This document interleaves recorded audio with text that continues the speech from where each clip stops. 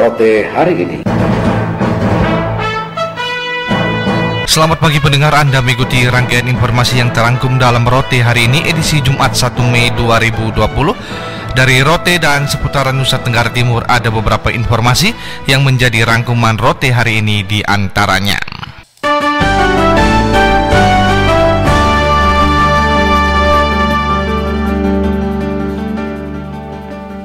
Pasien COVID-19 di wilayah Provinsi Nusa Tenggara Timur bertambah 9 orang positif sesuai dengan hasil pemeriksaan swab. Informasi berikut dilaporkan oleh Adi Adu.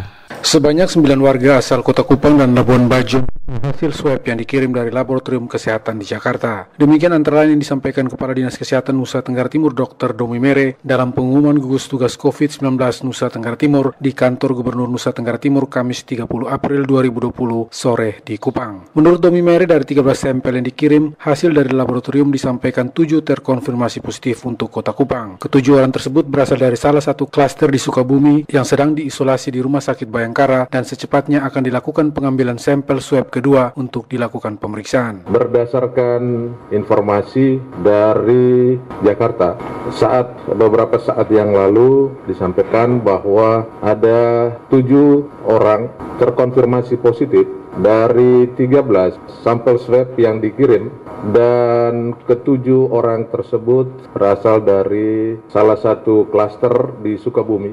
Dan kami sampaikan bahwa saat ini ketujuh orang tersebut sedang dalam isolasi dan tadi sudah dikoordinasikan dengan Direktur Rumah Sakit Bayangkara, dan sore hari ini akan dipindahkan ke ruangan isolasi di Rumah Sakit Bayangkara. Sementara untuk 2 orang yang terkonfirmasi positif sesuai hasil pemeriksaan swab, yaitu dari klaster Goa yang saat ini berada di Labuan Bajo. Domi Mere mengatakan sudah berkoordinasi dengan Kadis Kesehatan Manggarai Barat untuk penanganan di Rumah Sakit Komodo. Ada lagi satu klaster yang berasal dari Goa, dan berdasarkan penyampaian diketahui bahwa ada 2 pasien yang saat ini positif COVID-19 dan melakukan koordinasi dengan Direktur Rumah Sakit Daerah Komodo untuk kedua pasien tersebut untuk diisolasi dan dirawat di Rumah Sakit Umum Daerah Komodo di Labuan Bajo. Kadis Kesehatan Nusa Tenggara Timur Dr. Domi Mere juga menjelaskan sampel yang dikirim ke laboratorium sebanyak 117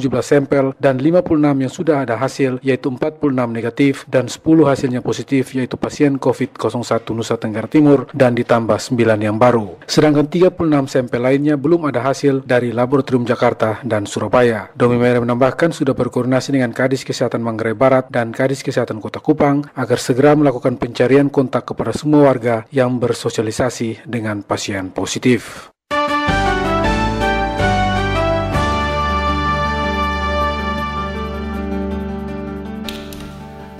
DPRD Kota Kupang apresiasi kesigapan pemerintah Provinsi Nusa Tenggara Timur melalui penyediaan lab sekaligus mendorong responsibilitas pemerintah Kota Kupang dalam mempersiapkan sarana prasarana penunjang termasuk fasilitas ruang isolasi RSUD SKRL Kota Kupang sebagai rumah sakit penyangga penanganan COVID-19.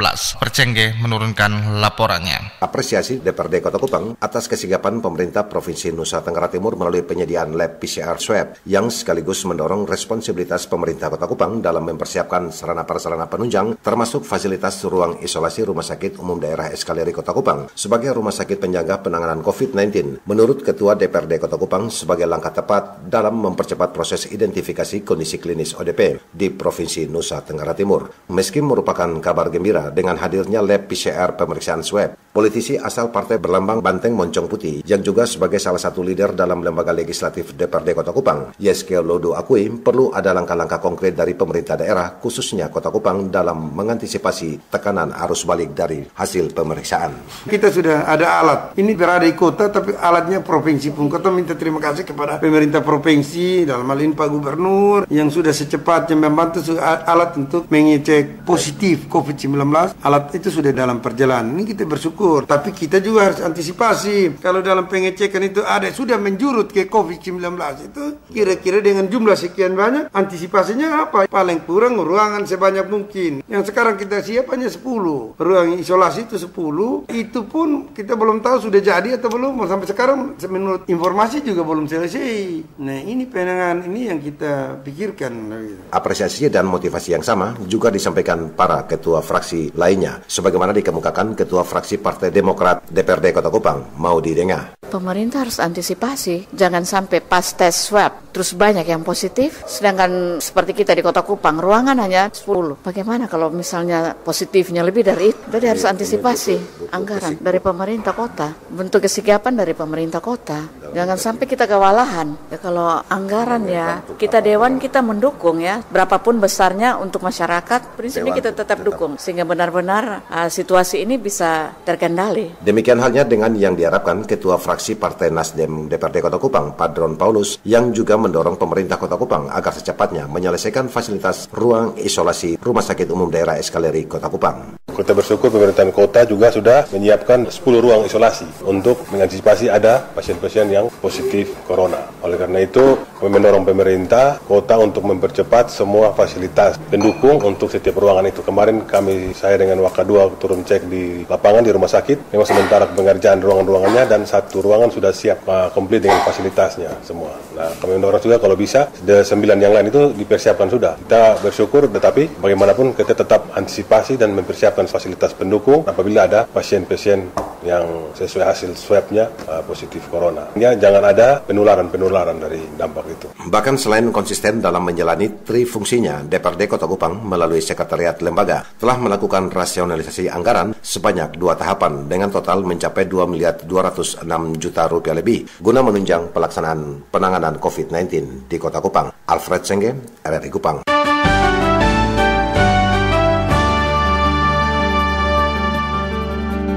Di tengah kunjungan kemanusiaan pemerintah yang kedua, lokasi transmigrasi Loka Translok Bupati Rotendao minta PLN Rote bangun jaringan di wilayah itu.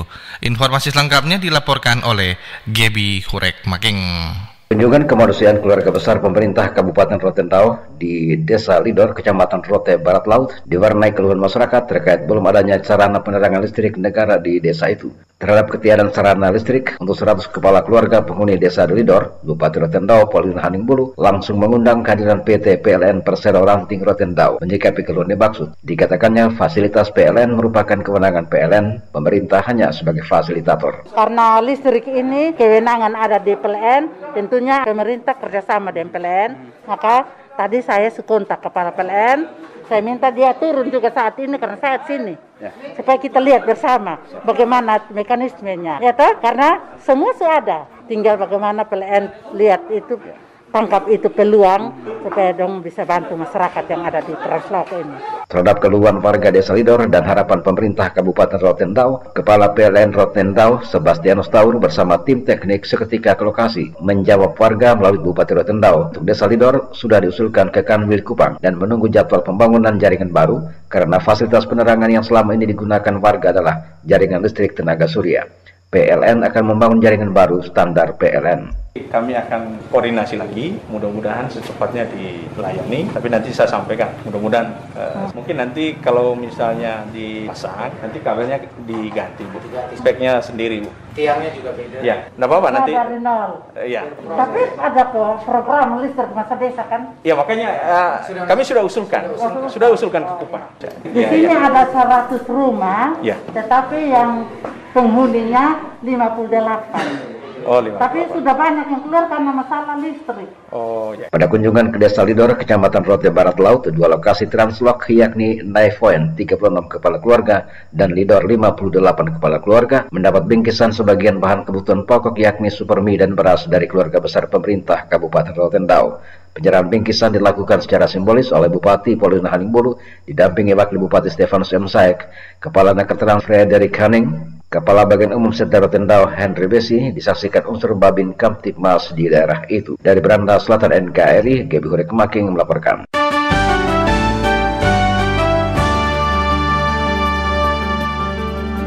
Satuan Lalu Lintas Polres Ende bagi-bagi masker gratis kepada pengendara dan masyarakat umum dalam kota Ende.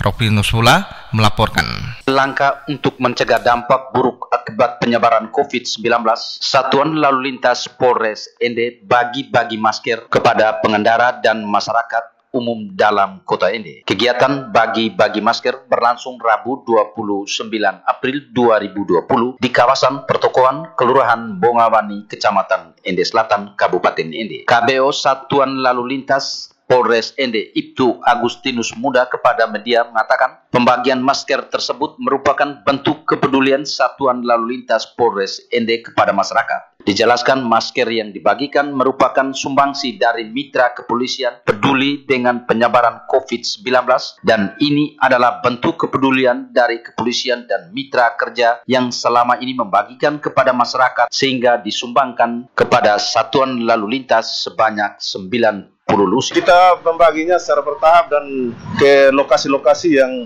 kita tentukan. Jadi hari ini di pertokoan kita membagi 30 lusin masker untuk masyarakat yang belum menggunakan masker dan kita menghimbau untuk setiap keluar dari rumah selalu menggunakan masker. Kita memberikan himbauan, jadi yang tidak menggunakan helm kita menghentikan dan menghimbau. Kita tidak henti-hentinya selalu menghimbau untuk selalu tertib berkendaraan, berlalu lintas, dalam hal ini penggunaan helm. Di samping kita melaksanakan pembagian masker, kita selalu menghimbau untuk tetap menggunakan helm. Ibtu Agustinus Muda mengatakan hari pertama Satuan Lalu Lintas Polres Ende membagikan masker kepada masyarakat di kompleks pertokoan sebanyak 30 lusin. Sementara sisa lainnya selanjutnya akan dibagikan kepada masyarakat di tempat lain dalam kota Ende di lokasi Pasar Volovona. Ibtu Agustinus menambahkan selain bagi-bagi masker gratis, Satuan Lalu Lintas Polres Ende juga menghimbau kepada pengendara baik roda 2 maupun roda 4 tetap mentaati rambu-rambu lalu lintas. Pihaknya berharap agar masker yang dibagikan bisa bermanfaat untuk mencegah penyebaran virus corona yang sedang mewabah saat ini. Ungkap Ibtu Agustinus Muda. RRI Ende Ruffinus Mula melaporkan.